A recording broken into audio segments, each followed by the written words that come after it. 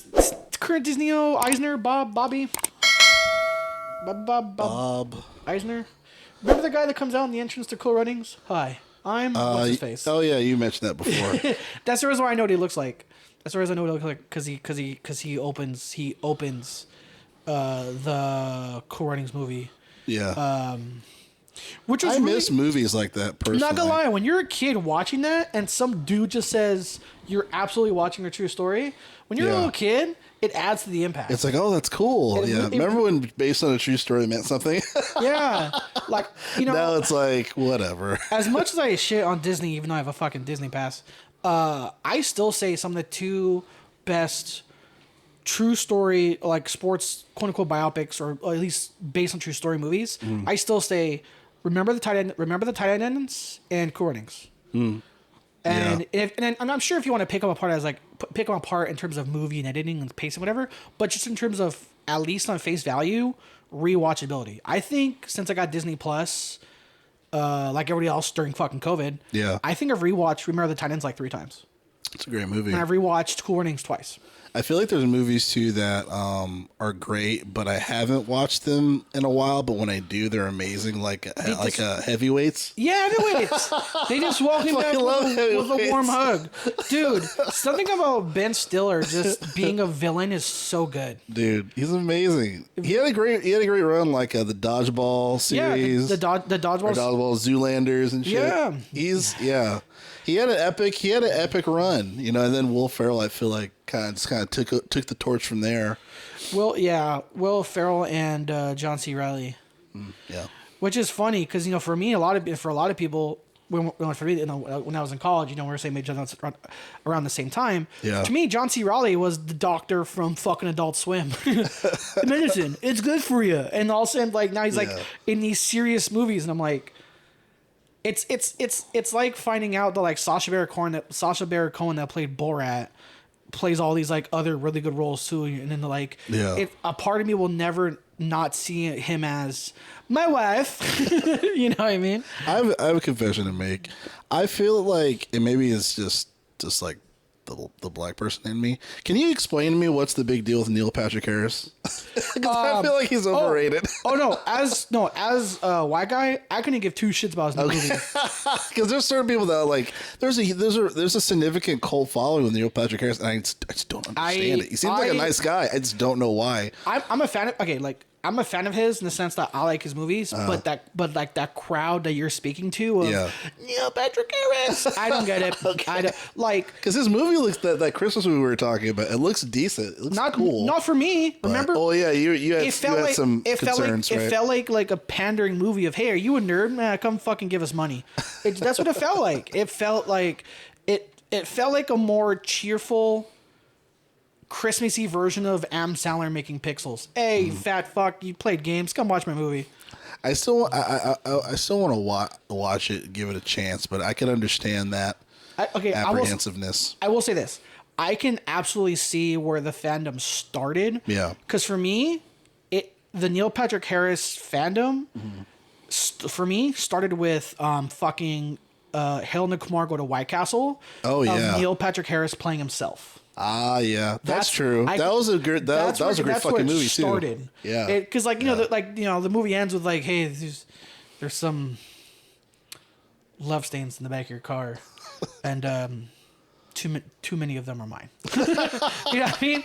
Like that's just like so. I said so. How it's gone to now, I can't really speak to, but I can absolutely say that I think that's where it blew up. Yeah, was Neil Patrick Harris playing himself. I forgot to do this. Sorry. I'll stick it up later. In Harold Kumar Go to White Castle. Yeah. But like I said, the new movie 8-Bit Christmas, like it for me, like I said, it just feels like a pandering movie. But here's why: how many interviews, anything have you seen of Neil Patrick Harris talk about games? I've never heard him talk about games. Let's say this movie was coming out, and Henry Cavill was playing a major role. That dude talks about games every chance he has. He loves games. He streamed him building his PC. Even recently, he like quote unquote made like news. I don't know if you heard about this. Like last week, because he's promoting his new show, The Witcher Season 2, right. comes out tomorrow, and if you're listening to this on Saturday, it's already come out. Sorry, yeah. But he was on the Graham Norton show, a show I like because they're in England and they get a cuss, they get a drink. It's more relaxed, it's more natural versus like, I'm paid to say this. I'm not paid to say this. It's more natural over there. Right. But he was explaining how his hobby is Warhammer 40K, both the building the like the tabletop game, like painting your figures, painting your army, and then the second part of the hobby is like playing the game. And then Graham Norton being like, you play with toys. Like so there was kind of a little bit of backlash from the UK British like gamer nerd community of like Superman and the guy who, to my knowledge, is the only one on a film shown cocking his fucking fist for a fight, was just on your show talking about he loves games. He loves games. He loves his hobby, and and then even still gets smirked at of like, you play with toys. That's a kid's game. You know what I mean? So I'll say connecting that Neil Patrick Harris. Yeah. That's why I feel like I couldn't wait to play the Nintendo. I'm like, sure. It's a fair point. I the one part of the trailer that I give it, I will give it some kudos. It's just the fact that like that scene where you're talking to like your kids about the nostalgia of how great games were to them, like to them, and the kids are looking at you like you're crazy, like that to me, that whole notion is funny because it's like, even like now, if I had a kid and I'm talking to my kids as far as like, oh, like how great games are. And like when I had like a PlayStation 1 and 2, if they look at those games now, as we talked about before, games, they naturally age terribly. It's be like, Dad, you're crazy. Aesthetically speaking. Yeah. Aesthetically, yeah. Actually, funny thing about games aging. Remember I told you how during Victor's time here, we were going to play one of the mini Lego games. Yeah. Oh yeah, how was that? I remember you were talking about that was one of your guys' missions. We couldn't do it. Oh no! Both drunk and sober, we couldn't play a Lego game because you didn't want to, or was there like an issue with the system, or too drunk? No, like I said, because both drunk and sober, we couldn't do it. Oh, okay. I'm not saying too hard, but I will say the ratio of game time to us saying out loud, what's going on, what do we do next, where do we go, what do we do, was way off. Oh, wow. But here's the thing, it's because we were playing the newer games. Okay. So we wanted to play, we originally were going to play Lego Star Wars, the Complete Edition. Yeah. That was an older game because I was back for the 360. And then we got to a level that I remembered makes like all those lists of like top 10 non-member, like top 10 secretly really hard levels. Yeah. And I totally forgot the fucking pod racing level from Lego Star Wars: The Complete Edition. Super fucking hard. Really? You don't know. It's like you're losing. You don't know why you're losing. We're hitting all the boosts. We're not hitting the obstacles. Like any racing game, you hit an obstacle, you slow down or some shit. Right. We were not hitting obstacles. We were hitting all the boosts, and we just kept losing and losing and losing. And we're like, is there a shortcut? We found a shortcut. Even with the shortcut, we're still behind. We're like, what the fuck's happening? We did this for like, dude, it's like we did that one level maybe for about half an hour. Yeah. And then my brain went, wait, why do I remember this? And it's like, oh yeah, that pod racing level is like quietly a lot of people sleep on, just a level that is stupidly fucking hard. So we went from that to the newer games. Yeah. Because remember the OG story with this is Victor and I bought a shit ton of the Lego games. Yeah. Forgetting that they're no longer online because the studio is no longer alive. Yeah. That's why they're on sale. So like, hey, the studio's dying. Let's buy all these games on sale to play online. Who's gonna maintain the servers as studio's going under? Fuck. So we bought like 6 games each. Damn. But mind you, they were dumb cheap. They were like $3 a pop. Yeah. Like not one game we bought was more than $5. So then we play the newer games. And the older games, there's like this big, in the older games, it's like this big blue or green, depending on your color, player 1, player 2. Yeah. You do the force here, use your power here, like go here. Like, oh look, there's a pile of Legos glowing blue and green. Use the force to build a bridge, whatever. And the newer games, like we played Lego Avengers. Same thing. We were like, he was Thor flying around. I am I think it was Hawkeye, and we're just like, again, in the 40 minutes to maybe the hour we played, we were saying the phrase, where do we go? What the fuck's going on? What do we do?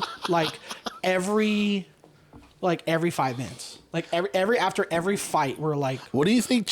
What do you think changed as far as like how to play those games like then and now? Because you play some pretty like complex games along with Victor. You guys to play co-op together too. Yeah. You know, I wonder if it's just know. that style of gameplay is just not. I think because to be honest, especially when you come into a Lego game drunk on paper, we were like, this game's for babies. I don't want to be fucking sober.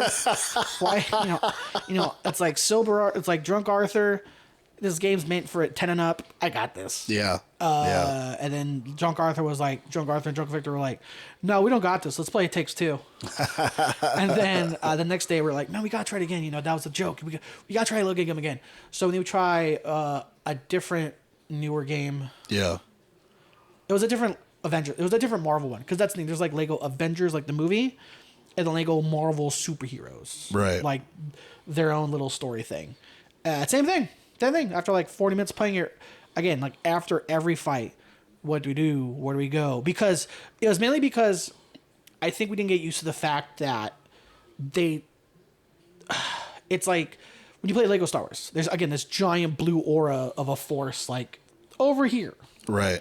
And then in the newer game, and plus in the newer games, the screen's a lot more active. There's a lot more going on. We couldn't tell foreground from. We couldn't tell uninteractive foreground to live interactive screen. Okay. So we just there were literally times where like, what about the turret way the fuck back there? We're like, no, that's the foreground. It's like way the fuck back there. Then turns out that was it. Like we had to go like straight away from the screen, like super far.